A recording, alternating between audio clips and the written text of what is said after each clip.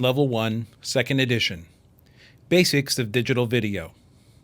If you look closely at a digital image, you'll see it's made up of pixels on a grid. It's like taking graph paper and coloring each square whatever color you wish. And when you step back, you'll see the image more clearly.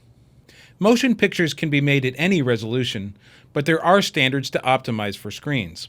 Now, many of us will remember when DVDs first came out, we thought they looked spectacular. Well, they were shot at 480 lines of resolution, which is represented by the small box here in the corner. We call that standard definition, or SD. Then high definition, or HD, came along, getting us up to 720 lines or 1080 lines. And now, with 4K ultra high definition, or UHD, we've doubled that to 2160 lines. Now, besides resolutions, it also helps to know the aspect, or the ratio of the image width to height. Most people are familiar with 4:3 and 16:9 from televisions and computer monitors. Of course, it's easy to work with video that will be the same resolution as your display, and I think most people are familiar with at least some of the options if you have a mismatch. One option is to zoom in on the image and fill the screen, cropping off the excess parts. Now, sometimes you might not want to do this if you crop off important parts of the screen, or if the original resolution was so low, it really starts to show when you zoom in. Another approach is to keep the whole image and add black bars to fill the unused space. Now, if the black bars are horizontal, we call that letterboxing, and if the black bars are vertical, we call that pillar boxing. The good news about this approach is it retains the entire image. There's no loss. But of course, the image isn't filling the screen, so sometimes it makes the image feel a little bit small. Now, some of you may have had 16:9 content that you put on a widescreen display, and it still has black bars. The truth is there's a lot of aspect ratios out there, and some have taken a sensible approach of relating things with a decimal for easy comparison, rather than using a more accurate fraction. So, a 16:9 image is 1.78 to 1, while this film with the black bars might have been shot at 1.85 to 1. And this leads me to an explanation of what the anamorphic setting was all about on your television. It wasn't just about taking a 4:3 image, stretching it wide, and making everybody look short and stout. Let's say the filmmaker wanted a wider perspective than their physical film allowed. One way to achieve this was to put a lens on the front of the camera to distort the wider image to fit the film they did have. When the image was played back, they would put a different lens on the front of the projector, distorting the image to bring it back to the perspective they had intended. So this idea of distorting the image and then restoring it can be used in any medium. It's not uncommon for higher-end home theater projectors to have an option for a motorized anamorphic lens. So if you're watching a movie and it's got those black bars on the top and the bottom, you push a button and the image is then stretched to fill the screen, which of course means everybody's tall. The lens comes in and then it spreads everything back out to normal. The result is you get a wider image, and the projector is using its full resolution and all of the light that it can put out. Okay, well, that's plenty about aspect. Let's move on to interlaced and progressive images. Interlaced images were used in early television. It broke a single frame into two fields. The first field drew all of the odd lines, and then the next field drew all the even lines. And if you slow it down, it looked something like this. Progressive images are more common today, drawing all of the lines in order from top to bottom. Now, progressive image does not have two fields, so if we were to put these two side by side and compare their drawing methods, it would actually look more like this. When the interlaced image shows the odd lines, the progressive image would get the top half of the image drawn. And then when the interlaced image shows the even lines, the progressive image would be drawing the bottom half. Now, back when we had tube televisions, the interlaced image was really a way to combat flickering. As we look at the two side by side, you could see how your eye would find the progressive image more distracting at lower frame rates. The progressive image has huge blocks that appear to flash, and the interlaced image would appear more steady. I think you get the idea. Interlaced images were used to fight screen flicker. Now, if you think about the way the displays worked back then, The two fields of an interlaced image were actually taken at a different time. So, one of the things you'll notice is if you try to take a 1080i image and show it on a 1080p display, you might start to get some jagged edges, especially when there's a lot of motion. The first and last pixels of a field were drawn about a half a frame apart. Now, you didn't notice this because they were on opposite sides of the screen. But when we try to take an interlaced image and show it as progressive, if there was motion, it may not line up anymore. You'd start to get some jagged edges. Okay, with the picture size out of the way, let's talk about how pictures manage color. The human eye can discern far more in brightness than it can in color. So by encoding these two separately, we can gain some data efficiencies. And this is where you'll start hearing about video descriptions like 444, 422, and 420. The encoding descriptions work in a grid of 4 by 2 pixels. The first digit represents the number of pixels in a row that we're reading. For the brightness, or the luma information, we will always capture each pixel individually. So there is no difference between the three schemes here. The middle digit represents the number of pixels in the first row with their own chroma, or color information. So in 444, we are saving everything. Every pixel in the first row has its own color data. However, the other two methods have a 2 in this position, meaning it's only saving color data for every other pixel. The paired pixels will still appear different when we combine the color and the brightness information together. Finally, the third digit represents the number of pixels in the second row with their own color information. And here's where we see great variation in the schemes. Again, with 444, all pixels get their own color information. We save everything. In 422, the color approach is the same as we did in the first line. Color is described for pairs of pixels. However, in 420, there is no unique color information recorded for the second row. It copies the color information from the first row using the same information for a 2 by 2 pixel block. Now, Dante AV supports all three schemes, and as a matter of fact, we also support multiple bit depths within the channels. So you've got your luma channel, you've got your brightness, and then you've got red, green, and blue. So you can choose whether those should run at 8-bit, 10-bit, or 12-bit depths. Now, beyond bit depth, we can also enhance the image by using high dynamic range, or HDR. Essentially, the human eye is capable of picking up incredible differences from light to dark, but we can't capture it all at the same time. Your eye adjusts to the overall brightness of an area and pulls details within a more narrow range. That's why when you first go into a dark room, you might not see very much, but let your eyes adjust and all of a sudden you can see in the room just fine. Or if you leave that dark room and step outside on a bright sunny day, your eyes are overwhelmed. But again, once your eyes adjust, you'll be fine. By using high dynamic range, your images will better capture both the highlights and the shadows of an image. HDR10 support is available in Dante AV version 1.4 or better. So now that we know how the image is stored, the next topic is how many frames will we flash by to make a moving picture. We measure this in frames per second, or FPS. Films usually worked at 24 frames per second. PAL televisions ran at 25 frames per second, and NTSC ran at 30 frames per second originally. Now, some will remember that when NTSC television first began, it was black and white. And when the advent of color television came along, there was a strong desire to have one broadcast that could be received by black and white and color televisions alike. Now, the way to get there was to slow down the frame rate ever so slightly to add color information.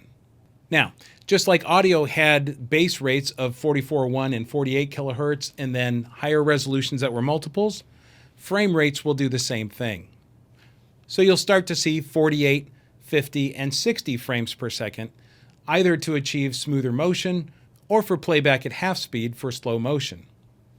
Okay, so we've talked about image size, aspect ratio, interlaced versus progressive, different ways of saving luma and chroma information, and of course, the frame rate. So let's take a look at how to make these settings in Dante Controller. In Dante Controller, let's open our filter bar again. You'll remember we previously used this to look for audio devices of a given sample rate. Well, we could also look for media type. If we click on devices that have video channels, now we are only looking at video devices.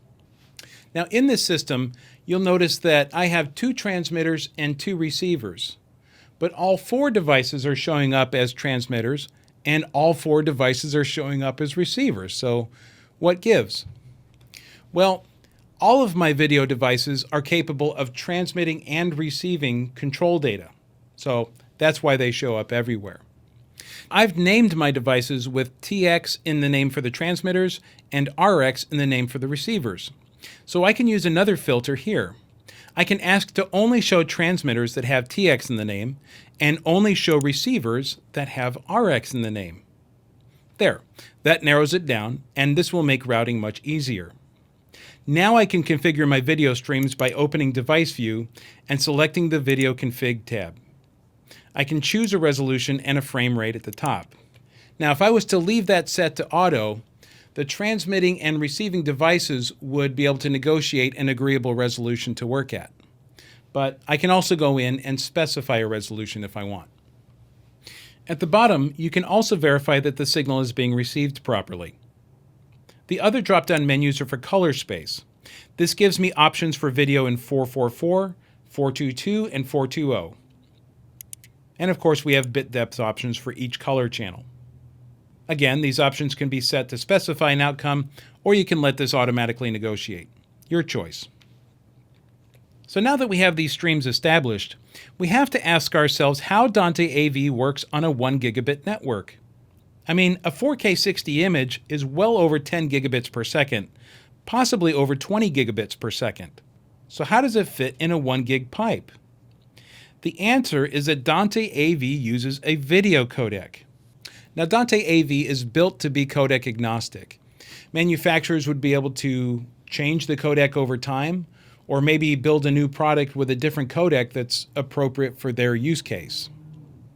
But for a video encoder and decoder to work together, they must be using the same codec. So at Audinate, we encourage the original licensees to use the JPEG 2000 codec. As you probably know, most movie theaters no longer run projectors with reels of film anymore. They are digital projectors. The Intipix JPEG 2000 codec runs approximately 65% of theaters today. Now, when you last went to the theater, you probably didn't walk away saying, you know what, that video compression wasn't that bad. No, you were engrossed in the story, blown away by special effects and surround sound. You probably weren't even aware that video codecs were employed. So I think it's safe to say you're going to like the way it looks. Now, the original cinema spec called for 250 megabits of bandwidth. In 2015, the rate was increased to 500 megabits. And that's an image at theatrical quality filling the wall of a room. Another interesting feature of JPEG 2000 is that it has no generational loss. Now, this is probably best explained with a chart. On the vertical axis, we represent image quality. On the horizontal axis, we show the signal passing through multiple encode and decode processes. In a production workflow, the signal would leave a camera, go through switchers, vision mixers, titlers, and eventually output to a screen. So if we use uncompressed video, of course we would expect no loss as we go through the process. That's a given. With many video codecs, like MPEG, we expect some loss each time we go through another encode-decode step. Each step is a generational copy of that signal, and it degrades, right? Many schemes have this issue, and it is similar to making a copy of a copy in the old analog tape days, though the artifacts themselves may appear different. With JPEG 2000, we have a visually lossless step at the first encoding, but there is no more loss after that. JPEG 2000 can disassemble and reassemble the image over and over again, maintaining the quality of that first step. And as you go through more generations, that difference between JPEG 2000 and other codecs will become more apparent. Another difference is how the video is encoded. JPEG 2000 is an intra-frame codec. It encodes one frame and sends it off. By contrast, MPEG is an inter-frame codec designed to encode frames in groups. The first is called a keyframe, where they encode the entire image.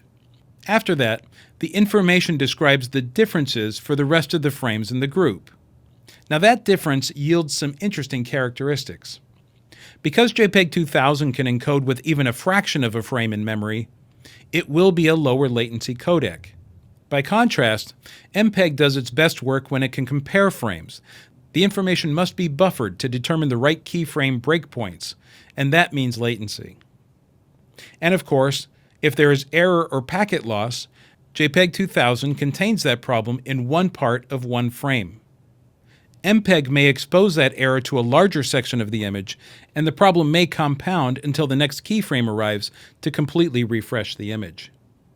So, how much bandwidth will JPEG 2000 use? Well, here are some estimates for common resolutions people might use. The reality is, the amount of bandwidth used by a video codec will depend on the complexity of the image that you feed into it. However, these are good estimates, especially for a video like what you're watching right now. If you look in your training files, you'll find the Dante AV JPEG 2000 bandwidth estimator. That'll give you bandwidth estimates at more resolutions and encoding options. Finally, let's talk about HDCP, High Bandwidth Digital Copy Protection. HDCP protects copyrighted material in transport between devices. It limits how many devices can join the custody chain for this signal, preventing unauthorized distribution on a large scale. So, if content is HDCP protected, Dante AV will follow the HDCP rules. The signal can be distributed in unicast and multicast modes. If your content is not HDCP protected, Dante AV will allow you to distribute that signal free as a bird. You could hit hundreds of displays without breaking a sweat. And of course, even if the video is protected by HDCP, audio is not. You'll still be able to run that audio through mixers, DSPs, and amplifiers without concern. Now in the Video Config tab, you will see options for the compression profile. At this time, there is little reason to set this to broadcast. We suggest leaving this in ultra-low latency mode. This will result in, as you might expect, much lower latency. And by the way, if you ever wanted to see how much bandwidth audio or video devices are using, you can always go to the Network Status tab and see their transmit and receive bandwidth numbers. Here I can see a camera that I've shot at this set is using about 103 megabits per second. The final thing to know about video is the audio-video sync buffer. Dante AV devices will automatically keep your audio and video in sync. However, suppose the content is being fed into Dante AV out of sync, or systems downstream are out of sync. We give you access to the buffer for adjustments here. Okay, so that was a lot of information about video. Let's hit a summary. When we have a video signal, the resolution is the number of pixels in each dimension. The aspect tells us how wide the image is, relating width to the height. And while most video today will use progressive images, we may still run across some older interlace sources. Dante AV will support color space in 444, 422, and 420. The system always maintains the brightness of the images at full resolution, but these options allow you to capture the full resolution of color or to make some data reductions here. Dante AV supports 8-bit, 10-bit, and 12 bits per color channel, and in Dante AV version 1.4 or newer, high dynamic range is available as well. The JPEG 2000 is used by Dante AV for visually lossless image quality, delivering natural camera images, and of course, JPEG 2000 does not suffer from generational loss. Dante AV supports up to 4K 60 resolution. It supports HDCP copy protection if the stream is encoded, but Dante will not add HDCP to unprotected streams. Those can be shared endlessly. And of course, the audio from a Dante AV device is uncompressed and directly compatible with millions of Dante devices already in the field.